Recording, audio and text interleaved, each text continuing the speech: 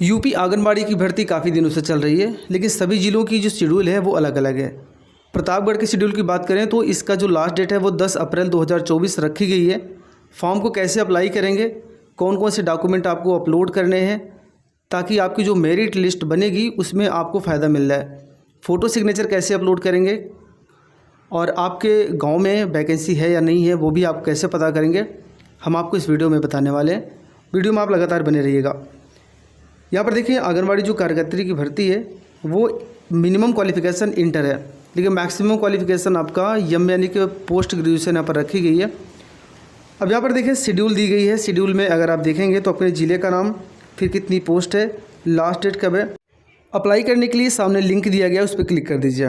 अब यहाँ पर आपको करना क्या है, यहाँ पर रजिस्टर के बटन पर आपको क्लिक कर देना है। जैसे आप रजिस्टर के बटन पर क्लिक करेंगे, यहाँ पर अप्लीकेंट का नाम, अप्लीकेंट के फादर का नाम डालेंगे।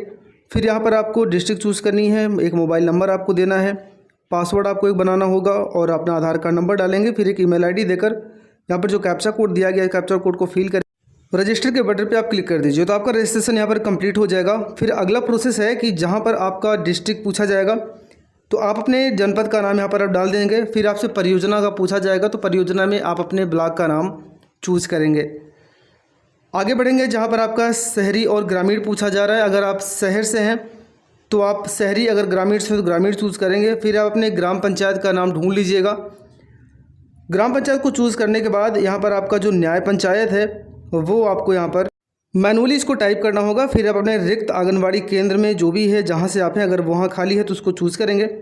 फिर यहाँ पर देखें, आवेदिका का नाम हिंदी में, अगर शादी है तो श्रीमती, अगर नहीं शादी हुई तो कुमारी आप चूज़ करेंगे। फिर यहाँ पर हिंदी में नाम डालेंगे, आवेदिका का नाम डालेंगे अंग्रेज़ी में, जो कि डॉक्यूमेंट के अनुसार होना चाहिए, हाई स्कूल मार्कशीट के अनुसार। यहाँ पर आप पिता का नाम डालेंगे। पिता का नाम डालने के बाद आप आगे बढ़ेंगे, जहाँ पर कैंडिडेट के माता का नाम यानी कि मदर नेम आपसे पूछा गया है तो यहाँ पर आप मदर नेम फिल करेंगे हाई स्कूल मार्कशीट के अनुसार। इतना करने के बाद आपका मोबाइल नंबर ऑलरेडी दिया गया है। फिर आपको यहाँ पर जन्मतिथि आपकी अपनी चूज़ कर लेनी है। आप चाहें तो कैलेंडर पे क्लिक करके चूज़ कर सकते हैं या फिर आप मैनुअली इसको टाइप कर दें। इतना करने के बाद अब आगे बढ़ेंगे तो यहाँ पर देखें आपकी कितने वर्ष, कितने माह, कितने दिन के हैं, कंफर्म हो चुका है। अब आपको अगला पे क्लिक कर देना है। अगला पे क्लिक करते ही आप आगे बढ़ेंगे, जहाँ पर श्रेणी आपसे पूछी जा रही है कि आपकी सामान्य है, अन्य पिछड़ा वर्ग है, अनुसूचित जाति, अनुसूचित जनजाति है, क्या है वो कंफर्म करेंगे। फिर आपकी उप श्रेणी क्या है, यानी कि अगर आप दिव्यांग हैं तो दिव्यांग, अगर स्वतंत्रता सेनानी है तो।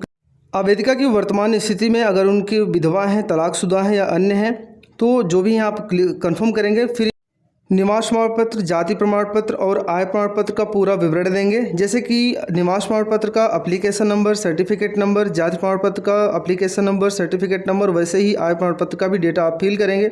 फिर आपसे पूछा क्या आप बीपीएल श्रेणी में हैं, अगर हैं तो हाँ करेंगे, अगर नहीं है तो नो करें। फिर आप अगला पे क्लिक कर दीजिए। इतना करने के बाद यहाँ पर आपकी शैक्षिक योग्यता की डिटेल आपसे पूछी जा रही है कि आपने पढ़ाई कहाँ तक की है। आप यहाँ पर ध्यान रखेंगे कि अगर आपने एमए तक कर रखा है तो पूरा डिटेल आप ज़रूर फिल करेंगे। उससे क्या होगा कि जब मेरिट बनेगी तो आपका high school, inter, BA, BSc अब जो भी आपने कर रखा होगा वहाँ पर सारी डिटेल का कैलकुलेशन करके आपकी मेरिट तैयार की जाएगी। मेरिट कैसे तैयार होगी, वीडियो के डिस्क्रिप्शन में लिंक दे रहे हैं, वहाँ से जाकर आप देख सकते हैं कि मेरिट कैसे बनेगी। अब यहाँ पर सभी डिटेल को देने के बाद यहाँ पर आपको हाई स्कूल की मार्कशीट और हाई स्कूल का प्रमाण पत्र आपको अपलोड करना होगा। और अगर आप जब इंटर का डिटेल दे रहे हैं तो इंटर के डिटेल में भी आपको उसका सर्टिफिकेट और उसका अंक पत्र आपको अपलोड करना होगा। इस समय जो आपको डेटा दिया जाता है हाई स्कूल की मार्कशीट, तो वही आपकी मार्कशीट होती है, वही आपका सर्टिफिकेट होता है। तो एक ही डेटा को आप दोनों जगह पर अपलोड कर देंगे, ठीक है ना। इस प्रकार से अपलोड करेंगे। आगे बढ़ेंगे, जब कैंडिडेट की फ़ोटो मांगी गई है तो कैंडिडेट की फ़ोटो को आप वाइट बैकग्राउंड में अपलोड करेंगे। उनका जो चेहरा है कैंडिडेट का बिल्कुल क्लियर विजिबल होना चाहिए, उसको आप अपलोड करेंगे। जिसकी साइज़ की बात करें तो 20 KB मैक्सिमम होना चाहिए और जो आपका सिग्नेचर है उसकी साइज़ 20 KB भी मैक्सिमम होना चाहिए, तो उसको आप अपलोड करेंगे इस प्रकार से। और अगला पे क्लिक करें, यहाँ पे घोषणा दिया गया है, इस पर आप टिक करेंगे, जहाँ पर लिखा गया है कि हमारे द्वारा भरी गई सभी जानकारियाँ बिल्कुल सही हैं, और आप टिक करके आप अगले पे क्लिक कर दें। आपका फॉर्म सबमिट हो चुका है। यहाँ पर आप अगले पे क्लिक कर दीजिएगा। यहाँ पर आपका डेटा दिया गया है। अब आपको क्या करना है, यहाँ पर अगला जो लिखा गया है उस पर आप क्लिक करें। यहाँ पर कह रहा है कि आप सहमत हैं बाद में आपका कोई भी परिवर्तन आपके फॉर्म में नहीं किया जाएगा। तो आप यहाँ पर आपके मोबाइल पर एक OTP भेजी गई है, OTP को फिल करेंगे, कैप्चा कोड डालेंगे और वेरीफाई के बटन पर क्लिक कर देंगे। अब आप देखें आपका जो फॉर्म है वो सबमिट हो चुका है। अब इस फॉर्म को व्यू डिटेल पे क्लिक करके आप इसको रख लीजिए।